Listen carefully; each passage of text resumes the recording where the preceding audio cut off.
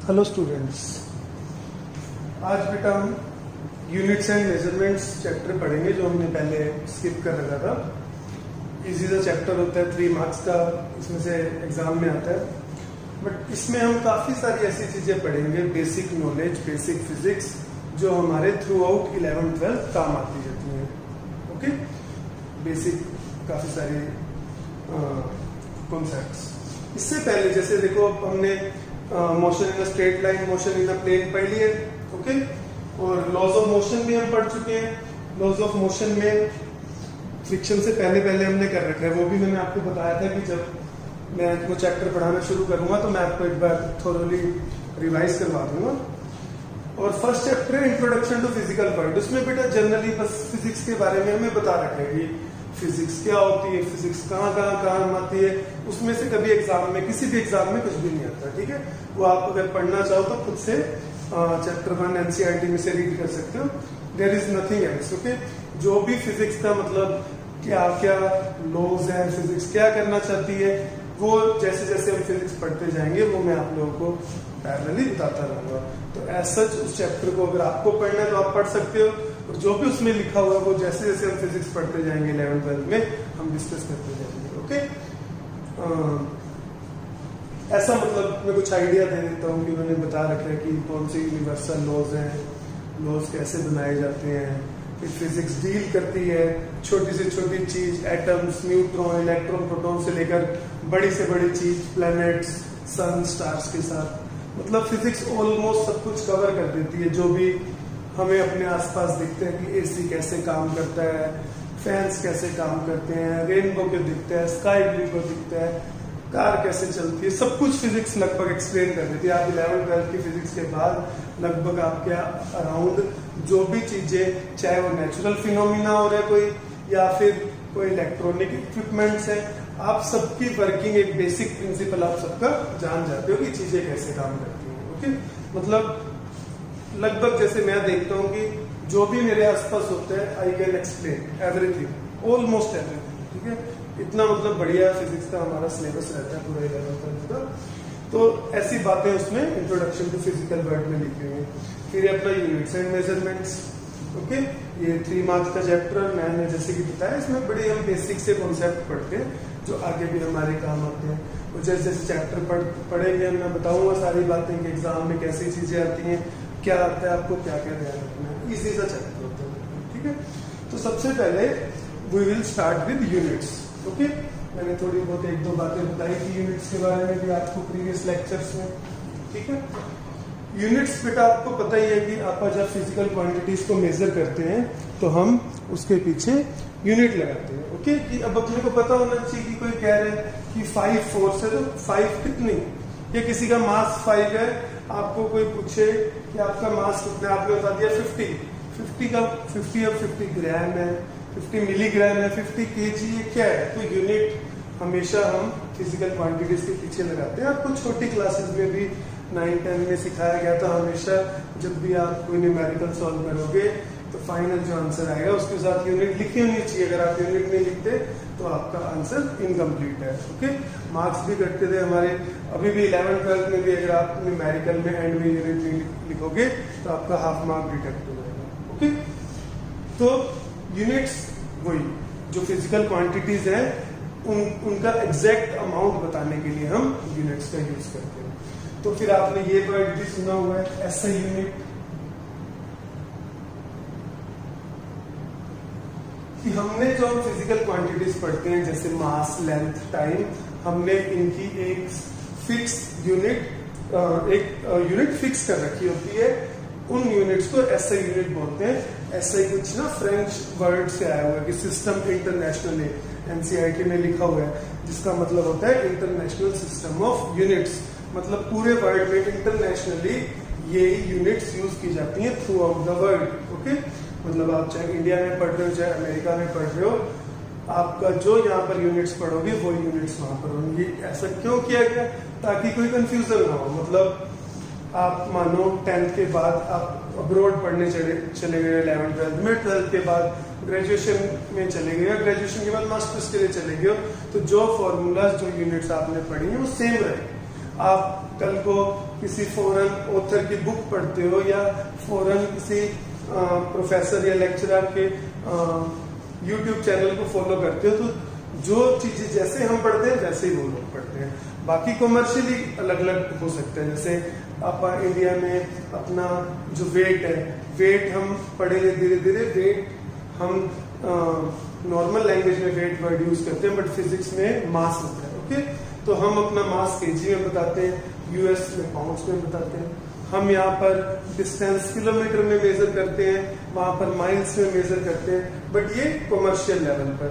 But academically अगर हम यहाँ पर डिस्टेंस की एसआई यूनिट मीटर पढ़ते हैं तो वो भी डिस्टेंस की यूनिट मीटर पढ़ते हैं। तो एसआई का ये मतलब है, अब ये जो सिस्टम है ये फॉलो होता है, SI system, international system of units. ठीक है, इससे पहले और कुछ सिस्टम यूज हुआ करते थे। ये ऐसा नहीं कि हमेशा से ऐसे कर रहे हैं, धीरे धीरे टाइम के साथ ये स्टैंडर्ड सेट किया गया। ओके, तो ये 1971 में ये एसआई यूनिट्स को फॉलो करना शुरू किया था पूरे वर्ल्ड में। उससे पहले आपको बेसिक नॉलेज होनी चाहिए कि कौन से सिस्टम यूज होते थे।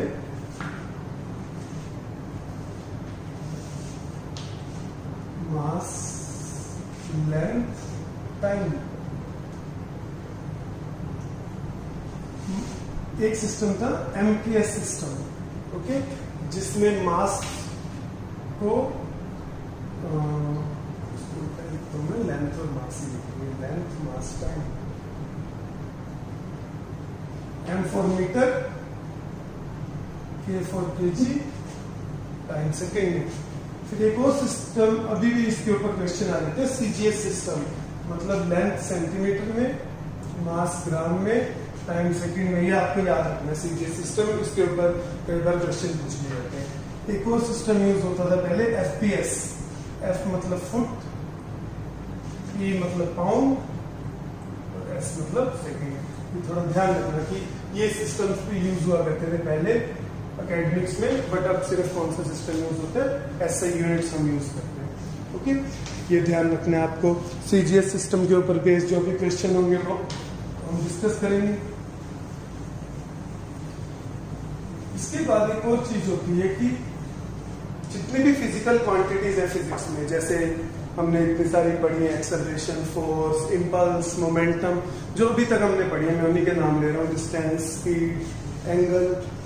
तो ये सारी फिजिकल क्वांटिटीज है फिजिक्स की। आपने और भी नाम सुने हैं, work, energy, power, current, charge. Okay, ये सारी फिजिकल क्वांटिटीज है which are used to describe physics. तो इन फिजिकल क्वांटिटीज में से 7 फिजिकल क्वांटिटीज ऐसी ली गई जिन्हें हम बोलते हैं बेसिक फिजिकल क्वांटिटीज। ओके, वो बेसिक फिजिकल क्वांटिटीज का क्या मतलब होता है कि बाकी जितनी भी फिजिकल क्वांटिटीज है that can be derived from these 7 basic SI units और बेसिक फिजिकल क्वांटिटीज। ठीक है, तो वो बेसिक फिजिकल क्वांटिटीज क्या है, 7। तो सबसे पहले मास, मास की ऐसी यूनिट होती है केजी। मैं इसका मतलब बताऊंगा अभी आपको कि बेसिक, कि बाकी इनको बोलते हैं बेसिक फिजिकल क्वांटिटीज, बाकी को बोलते हैं डिराइव्ड फिजिकल क्वांटिटीज। और मतलब क्या है कि इन 7 को छोड़कर बाकी जितने भी फिजिक्स में फिजिकल क्वांटिटीज आती हैं उन सबको आप इन 7 बेसिक क्वांटिटीज की टर्म्स में लिख सकते हैं।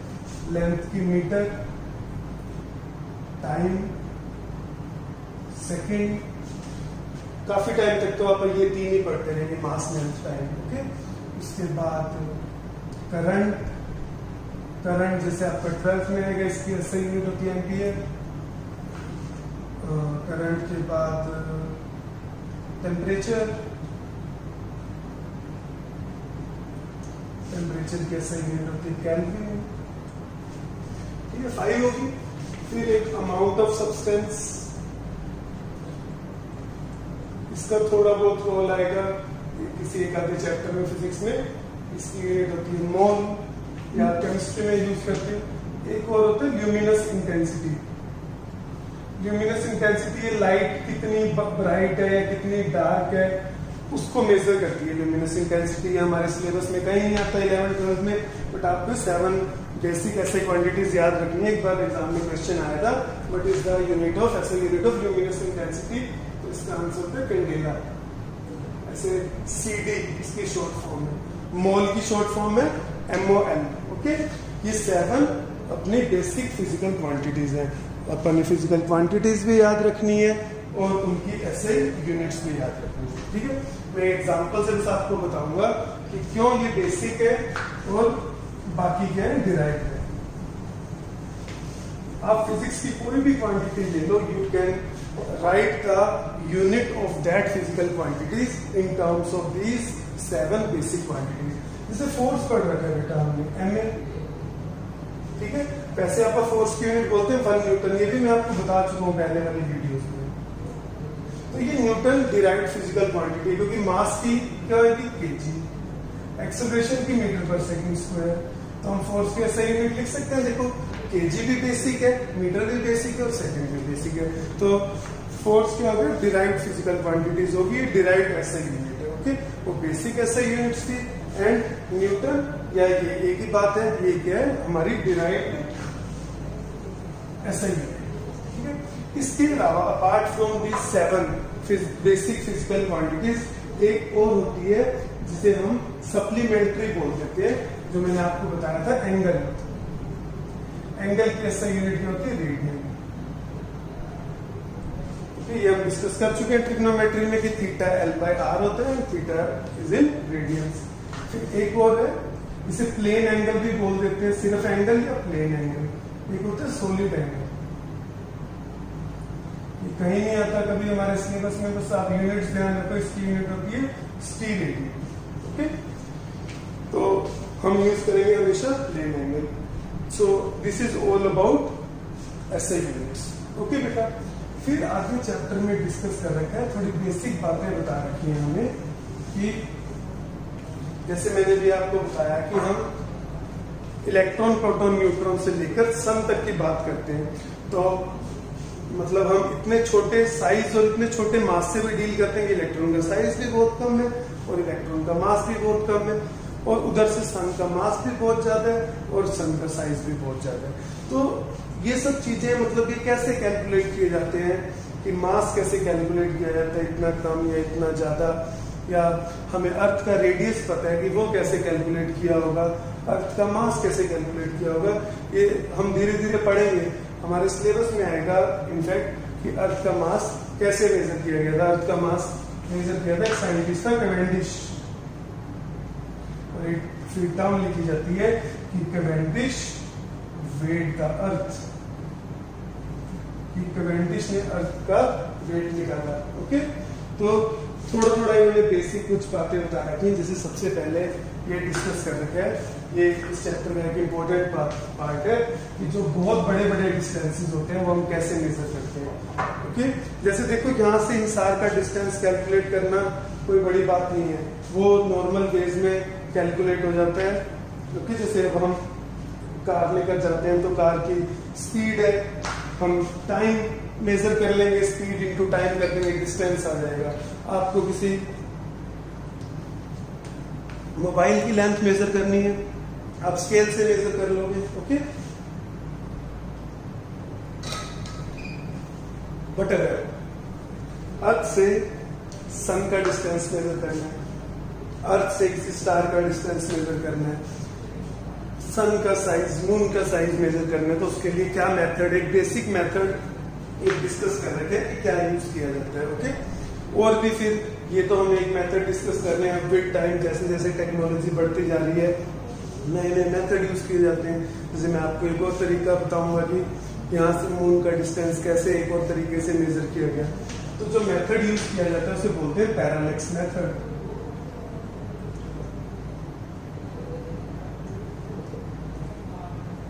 पैरालेक्स मेथड क्या होता है बेटा, जैसे आप घर पे ट्राई करना कि अपनी आईज के सामने पेन रखना, पहले उसे एक आईज क्लोज करके देखना, फिर दूसरी आई क्लोज करके देखना, तो आपको पेन थोड़ा सा शिफ्टेड नजर आएगा, एक बार अलग पोजीशन पे नजर आएगा, एक बार अलग पोजीशन पे नजर आएगा। बेसिकली 2 एंगल्स पे आपको पेन नजर आएगा। ओके, जैसे मतलब मान लो एक बार एक लाइन, एक बार एक लाइन, वो जो दो एंगल्स पे आपको पेन नजर आता है, जो बीच में एंगल होता है, that is called parallax angle. तो इस कॉन्सेप्ट का हम यूज करते हैं। ठीक है, एक बार ये चीज ट्राई कर लेना कि सामने पेन रखना, एक बार एक आई क्लोज करके देखना, फिर दूसरी आई क्लोज करके देखना, तो आपको पेन थोड़ा सा शिफ्टेड नजर आएगा। और वो जो दो डिफरेंट एंगल, मतलब दो डिफरेंट लाइंस पे नजर आ रहा होता है, उन लाइंस के बीच में जो एंगल होता है, that is called parallax angle. ठीक है, तो इसी कॉन्सेप्ट का हम यूज करते हैं। तो क्या किया जाता है बेटा, देखो कि मान लो ये सन है और यहां पर अर्थ है, तो सेम टाइम पर सन से आती हुई लाइट को अर्थ पर सेम टाइम पर, क्योंकि अर्थ भी घूम रही है और सन, अर्थ घूम भी रही है और अर्थ बेसिकली रिवॉल्व भी कर रही है अराउंड द सन और रोटेट भी कर रही है, इसलिए सेम टाइम पर हम सन से आती हुई दो रेज देखते हैं। ओके, उन दो रेज के बीच का एंगल देख लिया जाता है, मान लो थीटा, ये बहुत छोटा एंगल होता है। ठीक है, जो हमने अर्थ पे दो पॉइंट्स पे जहां से हमने देखा कि इस पॉइंट से सन से लाइट आ रही है, इस पॉइंट पे सन से लाइट आ रही है, दोनों के बीच का एंगल मेजर कर लिया। अर्थ पे हमें ये डिस्टेंस तो अपने को पता ही होगा कि मान लो ये डिस्टेंस कितना है, d, और मून का डिस्टेंस मान लो सन का डिस्टेंस हो कैपिटल D। ठीक है, अपने को d पता है क्योंकि हम अर्थ पे थे, डिस्टेंस हमने मेजर कर लिया। थीटा हमने लाइट से मेजर कर लिया। मैं और भी बताऊंगा एक्चुअल में थीटा कैसे कैलकुलेट करते हैं। मान लो अपने को थीटा पता चल गया, d पता है, तो हम कौन सा कंसेप्ट यूज करते हैं कि ये r, थीटा, ये l। तो ये बेटा बहुत दूर है, मतलब सन अपने से, कि ये जो अर्थ का डिस्टेंस होगा ये बहुत छोटा सा हो जाएगा। इसको we will treat like a arc, मतलब ये हमारी लेंथ ऑफ आर्क है, स्मॉल डी और कैपिटल डी क्या बन जाएगा हमारा, रेडियस। ये बहुत ही छोटा होगा, छोटा डी कैपिटल डी के मुकाबले बहुत छोटा होगा। ठीक है, मतलब capital D is much much greater than small D. आप ऐसे छोटी सी आर्क मान सकते हैं। फिर हम अपना फॉर्मूला यूज करेंगे। फॉर्मूला क्या था, theta equal to L by R. यहाँ पर थीटा क्या आ जाएगा, एल बाई आर के हिसाब से डी बाई डी, और कैपिटल डी क्या हो जाएगा, डी बाई थीटा। तो डी क्या हो गया, distance of the sun from the earth. D हमने अर्थ से मेजर कर ही रखा था, थीटा हमने कैलकुलेट कर लिया। ओके, और थीटा बहुत छोटा होगा क्योंकि डिनोमिनेटर बहुत छोटा है, तो कैपिटल डी की वैल्यू ऑब्वियसली बात है बहुत बड़ी होगी। तो this is how we calculate the distance of the sun from the earth. ठीक है, तो ये वही हमने पैरालेक्स यूज करा कि हमने ये जो दो पॉइंट्स थे, जो हमने पॉइंट्स लिए थे, हमारी आइस की तरह बिहेव कर रहे हैं। ओके, इस साइड से एक लाइन पे दिखेगा, इस साइड से एक लाइन पे दिखेगा, तो जो बीच में एंगल है that is called parallax angle. अच्छा, ये एंगल में बता देता हूँ कैसे मेजर करते हैं, कि कई बार एग्जाम में पूछ लेते हैं कि पूरा का पूरा प्रोसेस समझाओ। अगर बड़ा एक दो नंबर का आता है तो जितना मैंने बता दिया है ये कंप्लीट हो गया। अगर थोड़ा ज्यादा मार्क्स का 3, 4, 5 मार्क्स का आता है, फिर आपको थोड़ा सा और एक्सप्लेन करना पड़ेगा। क्या करते हैं, सन के आसपास कोई स्टार ले लेते हैं। स्टार बहुत दूर है, तो स्टार अगर बहुत दूर है तो मतलब इस पॉइंट के लिए इसको भी स्टार यही दिखेगा, इस पॉइंट पे भी स्टार यही दिखेगा। मतलब अगर आप थोड़ा सोच कर देखना कि सन पास है, स्टार दूर है, ठीक है, तो ए पर भी स्टार ऐसे सीधा ही दिखेगा क्योंकि बहुत दूर है, मतलब ऊपर मान लो कहीं, बी को भी सीधा दिखेगा। तो क्या करेंगे, हम स्टार से आती हुई लाइट लेंगे और सन से आती हुई लाइट लेंगे इस पॉइंट पे, ये एंगल मेजर कर लेंगे θ1। सिमिलरली ये लाइट लेंगे और ये लाइट लेंगे, ये हो जाएगा θ2।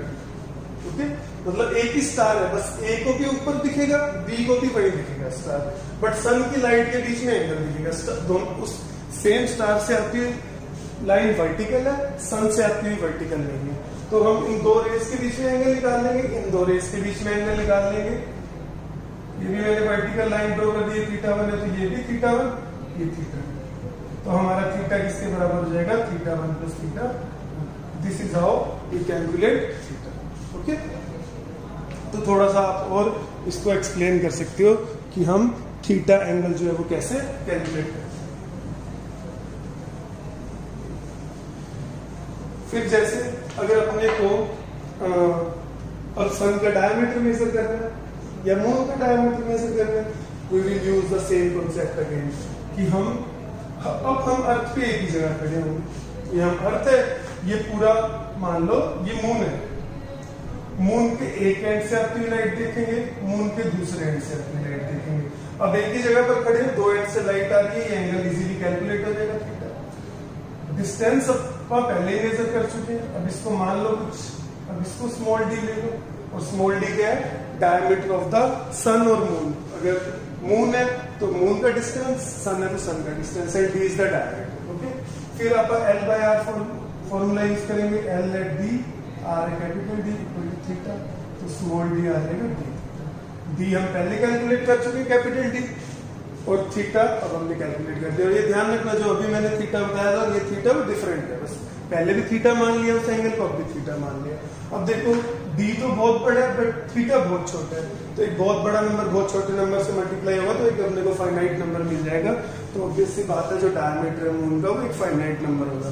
जैसे अर्थ का रेडियस है 6400 किलोमीटर, तो मून ऑब्वियस सी बात है अर्थ से छोटा ही, 6400 किलोमीटर से उसका रेडियस मून का कम होगा।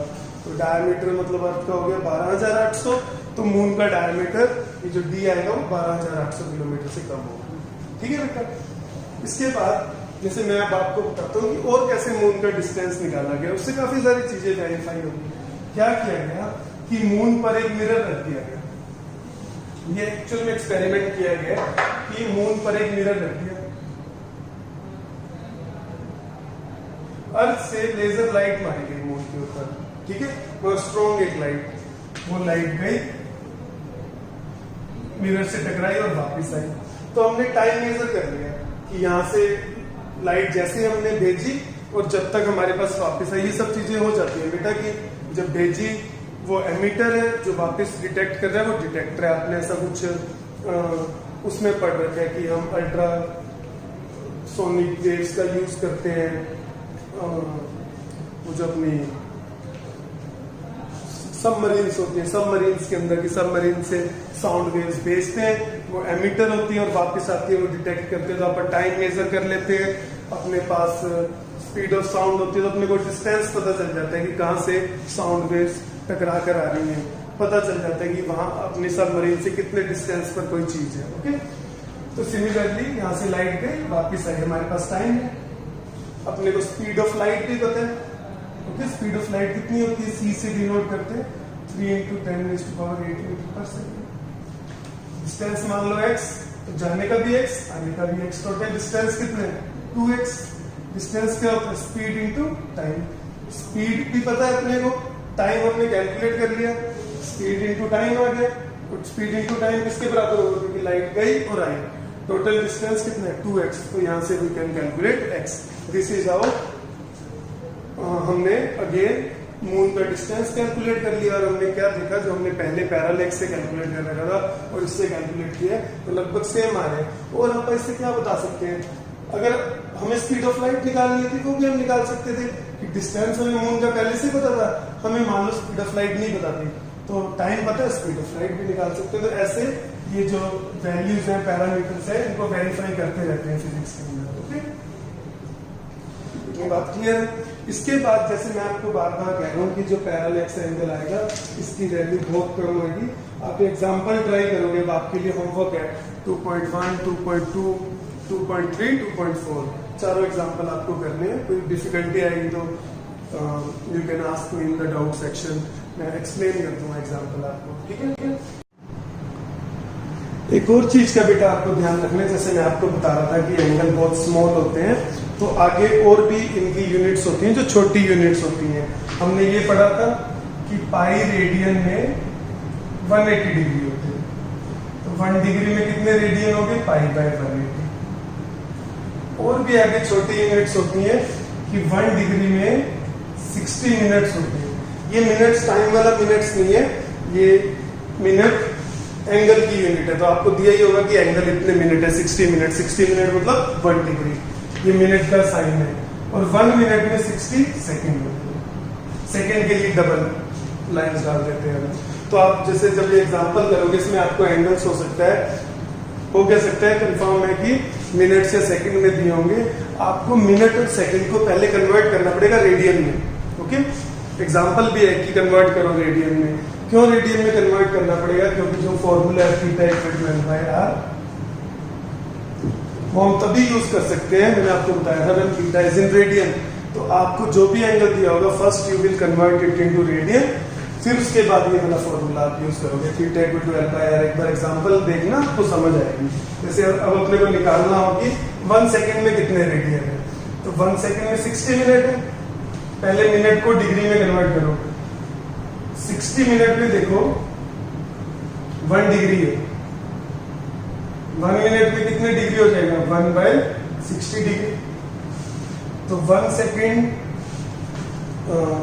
अपने को 1 सेकेंड में निकालना है कितने रेडियन होंगे। तो 1 सेकेंड में 60 मिनट है, सॉरी 1 मिनट में 60 सेकेंड है, मतलब 60 सेकेंड में 1 मिनट है। तो 1 सेकेंड में कितना होगा? 1/60 मिनट। अब 1 मिनट किसके बराबर है? 1/60 डिग्री। इसको कन्वर्ट करेंगे तो कितना हो जाएगा? 1/60 इंटू 60 डिग्री। ठीक है, कि देखो 60 सेकंड में 1 मिनट, 60 सेकंड में 1 मिनट, तो 1 सेकंड में 1/60 मिनट। 60 मिनट में 1 डिग्री था, तो 1 मिनट में 1/60 डिग्री। 1 मिनट की जगह अपन ने क्या डाल दिया? 1/60 डिग्री। 1/60 मिनट को 1/60 से मल्टीप्लाई कर दिया, तो 1 मिनट में इतनी डिग्री आ गई, 1 सेकंड में सब। ठीक है, अब 1 डिग्री π/180 रेडियन के बराबर है, तो 1 सेकंड किसके बराबर हो जाएगा? डिग्री को किसमें? π/180 से मल्टीप्लाई करते हैं। यूनिटरी मेथड यूज कर रहा हूं बस बेटा मैं। ठीक है, ये रेडियन है, क्योंकि हल्का सा कंफ्यूजिंग हो गया था। एक बार दोबारा इसे देख लो कि हमारे पास क्या है। हम ये पढ़ चुके हैं कि पाई रेडियन में 180 डिग्री है, मतलब 180 डिग्री में 1 रेडियन है, तो 1 डिग्री में कितना हो जाएगा? 1/180 रेडियन। 1 डिग्री में कितना रेडियन हो गया? 1 डिग्री में 60 मिनट, 1 मिनट में 60 सेकंड। और अब हम कर क्या रहे थे? हम ये ढूंढ रहे थे कि 1 सेकंड में कितने रेडियन होंगे। 60 सेकंड में 1 मिनट, 1 सेकंड में 1/60 मिनट। अब मिनट का भी देखो, 60 मिनट में 1 डिग्री, 1 मिनट में 1/60 डिग्री। मिनट की जगह मैंने 1/60 से मल्टीप्लाई कर दिया। अब मुझे ये कितना आ गया? 1 सेकंड में इतने डिग्री आ गए, और 1 डिग्री में π/180 है, डिग्री को फिर π/180 से मल्टीप्लाई करते हो तो 1 सेकंड में हमारे पास इतने रेडियंस आ गए। इस बात का आपको ध्यान रखना है।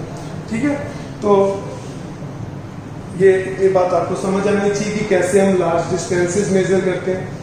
फिर एनसीईआरटी ने एक और चीज भी दे रखी है कि हम मॉलिक्यूल्स का साइज कैसे मेजर करते हैं। देखो अपन ने बड़े लार्ज डिस्टेंस की तो बात कर ली, और छोटे डिस्टेंस कैसे मेजर करते हैं, जैसे किसी मॉलिक्यूल का साइज मेजर करते हैं। तो इसके लिए एक फॉर्मूला है, चाहे फॉर्मूला याद रख लेना, मैं आपको थोड़ा सा मेथड समझाऊंगा। फाइनली हम यूज इसमें फॉर्मूला ही करते हैं। ठीक है, तो क्या करेंगे, आपको किसी मॉलिक्यूल का साइज पता करना है, उसकी एन ड्रॉप्स ले लो। ओके, कि ड्रॉप का आपको साइज पता होना चाहिए, ड्रॉप का साइज आप मेजर कर लेंगे। ओके, तो मान लो ड्रॉप तो स्फेरिकल होती है, उसका रेडियस आपको पता है। ठीक है, ये हमारी ड्रॉप है, हमने बहुत सारी ड्रॉप्स ली, एन ड्रॉप्स लेते हैं। अपने को हर ड्रॉप का अगर रेडियस पता है तो हमें हर ड्रॉप का वॉल्यूम पता है। मतलब हो सकता है कि आपको क्वेश्चन में वॉल्यूम ऑफ ड्रॉप दे दे या radius of drop they they. Volume चाहिए हमें, रेडियस दिया होगा तो वॉल्यूम कैसे निकालोगे? ड्रॉप स्फेरिकल होती है 4/3 πr³। ठीक है, तो एन ड्रॉप्स क्या करोगे, आप एक बीकर लोगे पानी का, धीरे धीरे एन ड्रॉप्स उसमें डाल दोगे। जैसे एनसीईआरटी में एक एग्जांपल ले रखे, ओलिक एसिड ले रखे। ठीक है, ओलिक एसिड लिया, उसके मॉलिक्यूल का हम साइज निकालते हैं। ओलिक एसिड की एन ड्रॉप्स ले ली, वो पानी में धीरे धीरे डाल दी, तो क्या होगा? एक फिल्म बन जाएगी। ऐसे वो पानी में मिलेगा नहीं, ऊपर तैरने लग जाएगा। ठीक है, बिल्कुल एक पतली सी फिल्म बनाई जाती है। मतलब मान लेंगे हम बिल्कुल एक थिन लेयर बनाएंगे कि ये मान लेंगे एक एक मॉलिक्यूल ही इस लेयर के अंदर एक एक मॉलिक्यूल है, ये इसकी थिकनेस। थिकनेस क्या हो जाएगा, अगर एक मॉलिक्यूल मतलब इस लेयर में एक एक मॉलिक्यूल है तो थिकनेस क्या हो जाएगी उस मॉलिक्यूल का, साइज हो जाएगा। ये अपने को बीकर का एरिया पता होगा, तो एरिया इंटू थिकनेस करेंगे तो वॉल्यूम आ जाएगा इस थिन लेयर का। ये वॉल्यूम किसके बराबर होना चाहिए, जितनी अपन ने ड्रॉप्स मिलाई थी। एक ड्रॉप का वॉल्यूम पी था तो एन ड्रॉप्स का वॉल्यूम क्या होगा, एन वी।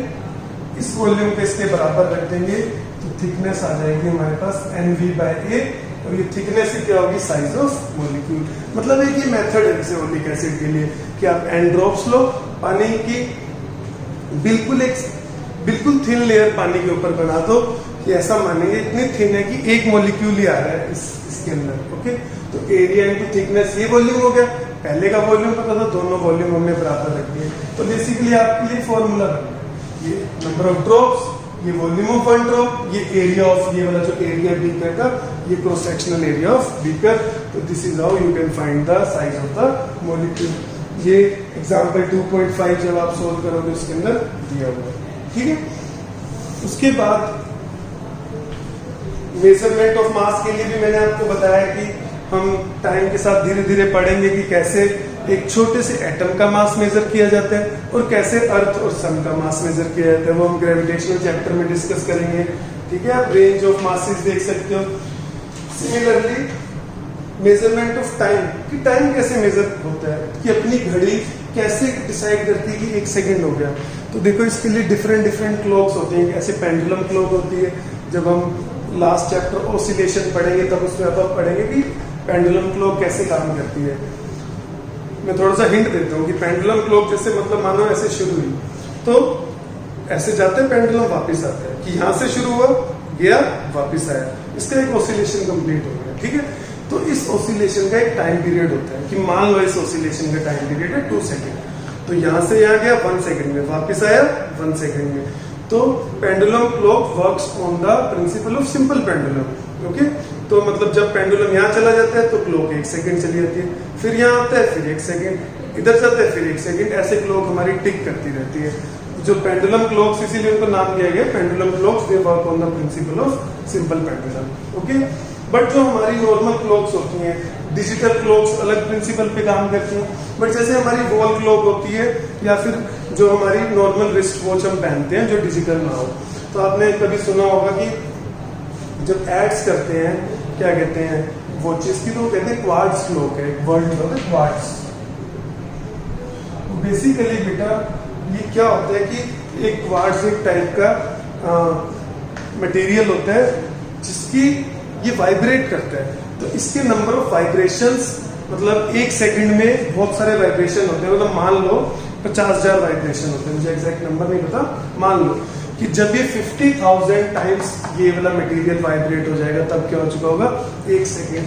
तो ये काफी एक्यूरेट वो चीज होती है, मतलब 50,000 वाइब्रेशंस गिन रहे हैं और उस पर क्या हो रहा है हमारा 1 सेकेंड। तो ऐसे ये वाइब्रेशन ऑफ द मटेरियल पर, वाइब्रेशन ऑफ द एलिमेंट पर काम करती है। ओके, तो क्वार्ट्ज क्लॉक बहुत अच्छी होती है, बट इससे भी जो एक्यूरेट क्लॉक्स होती हैं उन्हें बोला जाता है एटॉमिक क्लॉक्स। एटॉमिक क्लॉक्स में एक मटेरियल यूज करते हैं सीजियम या सीजियम क्लॉक भी। तो सीजियम क्लॉक भी कॉन्सेप्ट सेम है कि सीजियम के वाइब्रेशन काउंट किए जाते हैं। जैसे आप एनसीईआरटी में देखना एक बहुत बड़ा नंबर दे रखा है कि सीजियम के 9192 इतने वाइब्रेशन जब होते हैं 9192 631 770 इतने वाइब्रेशन जब होते हैं सीजियम के तब 1 सेकंड होता है।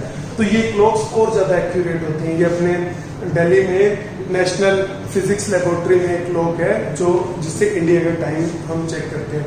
मतलब इस घड़ी में 1 साल में ज्यादा से ज्यादा 3 माइक्रो सेकेंड का एरर आता है। मतलब 1 ईयर में ये ज्यादा से ज्यादा 3 माइक्रो सेकेंड आगे या पीछे होगी, इससे ज्यादा नहीं होगी। और 3 माइक्रो सेकेंड बड़ा स्मॉल टाइम है, मतलब 1 सेकेंड होने में भी कई हजार लाख साल लग जाएंगे उसे आगे पीछे होने में। तो आपने देखा होगा, आप थोड़ी सी अच्छी क्वालिटी की वॉच नहीं अगर लाते हो तो आप एक दिन टाइम सेट करते हो, कई दिनों बाद वो आगे पीछे हुई होती है, क्योंकि जिस प्रिंसिपल पे वो काम कर रही होती है वो अच्छी क्वालिटी का नहीं होता। मतलब क्वार्ट्ज वाली वॉचेज आप जनरली देखोगे कि उनका टाइम आगे पीछे नहीं होता। और ये सीजियम क्लॉक तो बेस्ट है, ठीक है, कि 1 साल में 3 माइक्रो सेकेंड ये ऊपर नीचे होती है। तो बस ये बेसिक हमने कॉन्सेप्ट पढ़ा आज के लेक्चर में कि एसआई यूनिट्स क्या होती हैं, MKS system, CGS system, FPS system.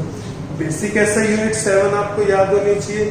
फिर मेथड्स मेजर करने के, बड़े बड़े डिस्टेंसेस, छोटे छोटे डिस्टेंसेस, बड़े मासेस छोटे मासेस हम बाद में देखेंगे, और टाइम कैसे कैलकुलेट किया जाता है। या तो सिंपल पेंडुलम क्लॉक्स होती हैं, या डिजिटल क्लॉक्स होती हैं, या फिर हमारी ये जो मटेरियल बेस्ड क्लॉक्स होती है, क्वार्ट्ज क्लॉक या एटॉमिक क्लॉक, ये किस कॉन्सेप्ट पे काम करती है, number of vibrations of the. Okay, thank you.